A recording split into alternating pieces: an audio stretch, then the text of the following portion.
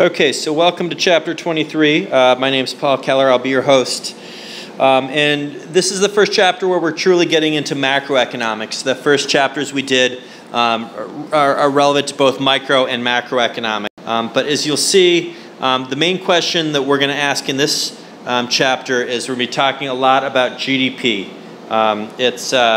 GDP is I always kind of think about it as kind of a country's report card, how much they're bringing in. And it's not a perfect system, but it's the best system we have. We're also going to be talking about the circular flow diagram, which they don't mention here, but you'll see over and over again. Circular flow diagram. And that'll be something that we will go back to over and over the course of the year. So, first, I'm going to talk a little bit about the difference between micro and macroeconomics. This year we're studying macroeconomics. Microeconomics, here you can see the definitions, but a microeconomics question would be, what is the effect on Nike if they decide to make golf clubs like they did several years ago? Or what is the effect on Wayland Academy if we built a fifth dorm? Those types of things. Macroeconomic is asking much bigger questions that involve nations and countries, like what is the effect of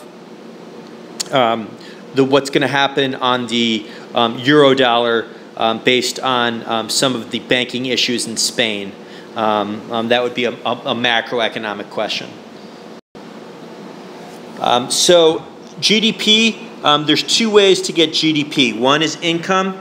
Totaling up all the income and all of the expenditure, and there's an equation coming up. But an identity that you need to know is income equals expenditure. Okay, income equals expenditure. However way you choose to do it, those two need to be equal. Okay, because every dollar a buyer spends is a dollar of income for the seller. Now, when they measure it in the United States, if they do it by the income equation and by the expenditure equation that you'll see, they're going to be, it's going to be pretty close. I mean, they're going to have it within, a couple $1 billion. But mostly we look at the income side versus the expenditure side. But we'll learn both ways. Okay. But before we do that, we are going to talk about the circular flow diagram. And economics has not been around for a long time, but we've continually used the circular flow diagram. Your parents can probably remember it from their college coursework. And it is a diagram that will start very simply right now, but over the course of the year, we'll add to it and add to it and add to it, where it'll be a very complex diagram. In this the beginning one that you'll see on the next slide, there are, we're going to look at factors of production, okay, and factor payments. And the most easiest way to think of it, I'll use the example of me, is my factor of production is mostly my labor, okay. I also have things like capital. I have some money invested and things like that, but most of my money that I get each year comes from labor. And so I give my labor to this fine institution called Wayland Academy, and they pay me a wage, also known as this. Okay, it's money. So here we go. Oopsie. Okay. So in this example, I'm going to skip, I'm going to go through this slide really quickly. We have households and we have firms, okay, and they are on opposite sides of this diagram. Households, they have the factors of production, okay, and they buy and consume goods and services. Firms pay for factors of production and sell goods and services. So here in this example, and our lines are a little off on this iPad. I'm not sure exactly what happened, but it should be, this should be going this way. Revenue should be going this way.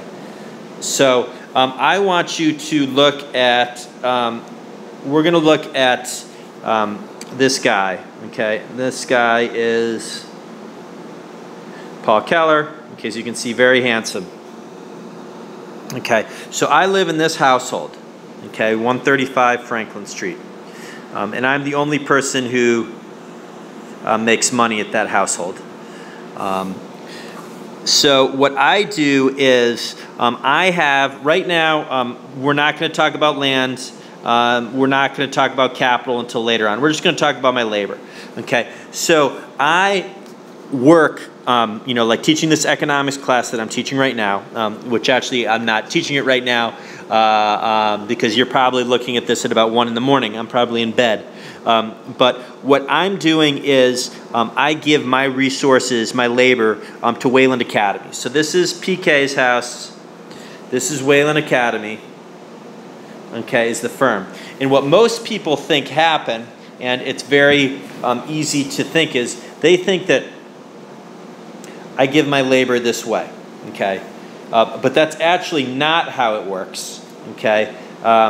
It is how it works is, I'm going to erase this line, is I go through and I take my labor and I put it into what's called the market for factors of production. Okay, so 7 years ago, I said to the invisible hand, okay, I am looking for a job. Okay, I'm looking for a job and I want it to be approximately like this. And I had a couple of different things that I would be willing to do on the school administrative side. And Wayland Academy went into the factors of production market, and they said, we are looking for a dean of students. Okay, and what happened was in here it all came together. Okay, and through the invisible hand, this isn't actually a place. Okay, this is not actually a place, but they decided that, hey, we need somebody who has some administrative experience. Okay, we need a dean of students. And I said, well, I might be willing to do that. They decided how much they were going to pay me. So I took my labor to the market for factors of production, and that led me to Wayland Academy. Okay, by doing that, Wayland Academy takes it and takes money to the market for factors of production, and that eventually gets into my pocket. Okay. And that's how it works that way. So now that's the market for factors of production. Okay, and I will do a quick erase here just to keep everything nice and neat. Okay, now what's happened is, so I make money. Okay, I make money from working at Wayland Academy, and you'll see this summer what happened was Miss Mo bought a Subaru, and I thought, oh my God, Miss Mo is so cool that I have to do exactly what she does. And so what I did was I decided I was going to buy a Subaru too, just to be exactly like Miss Mo. And so what I did is I decided I wanted a car, okay? So I took my money into the markets for goods and services, okay? And I looked at several different cars, thought about different things that we could do. One of the people that had, in this case, a good, was the Subaru dealership. So this is no longer Wayland Academy. Okay, this is Don Miller Subaru.